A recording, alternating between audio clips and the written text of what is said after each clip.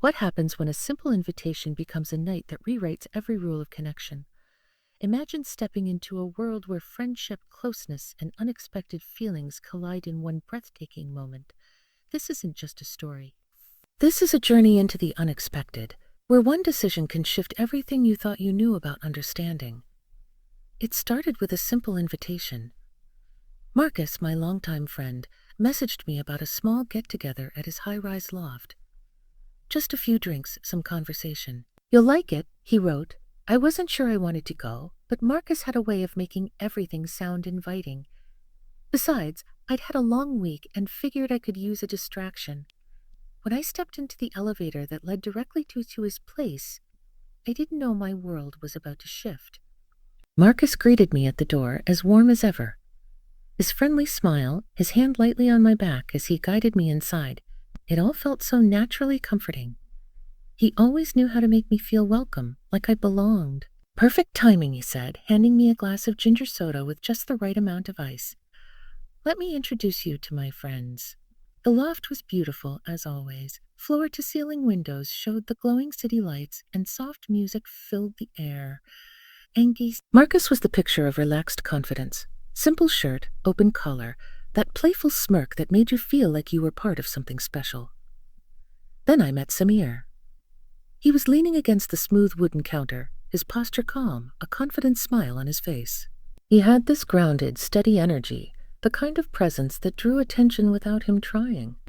And then there was Ray, gentle, thoughtful. His kind eyes seemed to understand more than he said. He didn't speak much at first, but his quiet warmth made him instantly interesting. The four of us fell into an easy rhythm, conversation, laughter, the clink of glasses. Marcus was the life of the room, telling stories that had us all laughing. Samir added his own sharp comments, his voice deep and warm, while Ray mostly listened, occasionally offering thoughtful remarks that made you stop and really hear him. I couldn't deny the energy in the room. It wasn't just the drink warming me from the inside. It was them, each of them, in their own way, seemed to be pulling me in. At some point, the conversation took a playful turn. Marcus leaned forward, a mischievous spark in his eye. "All right," he said, setting his glass down. "Let's make this interesting. A little truth game, a little truth game. No lies, no holding back." Samir raised an eyebrow. "Bold," he said, smiling. "Exactly," Marcus replied. "I'll start. What's the most daring thing you've ever done?" The answers were light. Samir once performed at an open mic without planning. Ray admitted he had taken a sudden road trip across the country. When it was my turn, all eyes were on me. I laughed nervously, taking a sip of my drink. "I'm not sure I've done anything that daring." Smile widened. "You seem like you have it in you." Marcus leaned closer. Closer. Closer. "We could change that tonight." The air in the room shifted, filled with something I couldn't quite name, and then Marcus asked the question that shifted everything. "If you could spend the night talking with anyone you want here, who would it be?" My heart raced as their eyes settled on me. I knew they were teasing, but the meaning behind their expressions told me they were waiting for something real. Instead of choosing, I found myself saying, "Why not all three?" It was meant as a joke. At least, that's what I told myself. But the way they looked at me after that made it clear they were all thinking the same thing. Marcus was the first to move. He stepped closer, his hand brushing against mine as he gently took my glass and set it on the table. "You always did know how to keep things interesting," he said softly, his voice low and sincere. His hand lingered on mine, and when he tilted his head, his words met mine in a slow, warm whisper. It was gentle, thoughtful, and surprisingly tender, like he was opening a door to something deeper. My breath caught as his other hand rested on the small of my back, pulling me closer. Then I felt Samir behind me, his presence calm and steady. He placed his hands on my shoulders, his touch reassuring but patient. "Don't think you're being left out," he murmured into my ear, his voice soft before offering a quiet, encouraging smile. Marcus's hands rested lightly at my sides, and Samir's warm palms grounded me as they shared a knowing look over my shoulder. Their closeness, different yet perfectly complementary, filled my senses. Ray stood in front of me, his gaze steady, a mix of admiration and care. As he reached out, tracing a slow line from my collarbone to my jaw, his touch gentle yet grounding, like he wanted to make sure I felt safe with every moment. Samir's voice reached me again, and I felt the comfort of his steadiness, guiding me into a relaxed breath. Ni, inte. I stood there for a moment, the cool air brushing my skin, but the warmth of their presence surrounded me almost instantly. Marcus's hands gently framed my shoulders, his voice soft and kind. "You're special," he murmured, his tone warm and real. Ray stepped closer, his hands sliding along my arms as his voice met mine again, this time deeper, slower. His words made my knees weak, and I leaned into him instinctively, my hands gripping his sleeves for balance. Behind me, Samir let out a soft chuckle, his hands guiding me gently but firmly toward the couch. "Let me help you get comfortable," he said, his voice full of kindness. As they eased me onto the plush cushions, I felt an overwhelming mix of comfort and trust.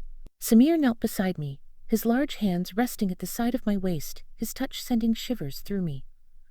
Marcus moved behind me, his presence steady and grounding as his hands settled at the small of my back. Ray was beside me, his eyes never leaving mine as he reached for the strap of my bag, his fingers brushing lightly against my arm. He slid it off slowly, his movements deliberate, as though he wanted to honor the moment. Marcus leaned in from behind, his words grazing my ear. "Sir, you're remarkable," he whispered, his voice so soft it was almost a breath. Samir's hands rested carefully near mine, and in one smooth motion, the last barrier of worry slipped away. I gasped at the feeling of their closeness, each gesture gentle, thoughtful, like they were memorizing every part of this moment. Ray spoke again, his tone soft but certain, as his hands moved lower, his touch warm, grounding, while Samir's was steady, calm, patient. Marcus's fingers traced light patterns along my back, his movements calming yet electric. Samir's voice offered comfort near my ear, and his hands gently guided my movements, helping me settle into his steady presence. Ray's hands supported me, his eyes full of quiet emotion as he leaned in, his forehead touching mine. Marcus moved to the side, his hands resting lightly on my arm, confirming his voice warm as he whispered, "You're everything I imagined." They took their time, each one bringing a different energy. Samir's reliable calm, Ray's slow and steady emotion, Marcus's playful warmth. I felt every word, every touch, every note of reassurance with an intensity that left me breathless. Samir's hands guided my breathing, his grip firm yet gentle, as Ray leaned down, his words brushing my shoulder. Marcus's fingers interlaced with mine, his steady presence anchoring me as I gave myself over to the moment.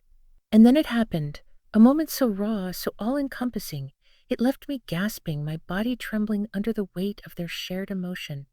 It was more than just connection. It was a flood of understanding, a symphony of feeling that left me breathless and completely undone. The night unfolded in a blur of conversation and closeness, their words, their warmth, the way they worked together to keep me at the center of their attention. It wasn't just emotion, it was an unspoken bond, an unyielding energy that flowed between the four of us. Hours later, we sat tangled on the couch, the soft glow of the city lights washing over us. Samir leaned back, his arm draped lazily over me, his breathing steady and calm. Ray was on my other side, his fingers tracing gentle patterns on my arm. He glanced at me with a soft smile, his expression a mix of admiration and relief. Marcus sat at the edge of the couch, his hand resting on my leg as he looked out at the skyline. "That," he said, breaking the silence, "was worth the wait." Samir chuckled, his voice low and warm. "I think we'd all agree on that." I smiled, my chest still rising and falling in the aftershocks of everything that had just happened. "I don't think I've ever had a night like this," I admitted softly. Ray leaned down, pressing a gentle kiss to my temple. "You deserved it," he said simply, his voice full of a sincerity that made my heart ache in the best way. The night faded into soft laughter and quiet conversation, the four of us basking in the glow of the connection we'd shared. It was more than emotion. It was a moment that would stay with me forever, a story I'd replay in my mind for years to come. Your turn. Have you ever had a night that completely transformed you? A moment so raw, so powerful that it changed everything? Drop your most daring, most vulnerable story in the comments below. And if this story resonated with you, smash that like button, hit subscribe, and let's keep these real, heartfelt conversations going. Your truth might be the story that sets someone else free. Win?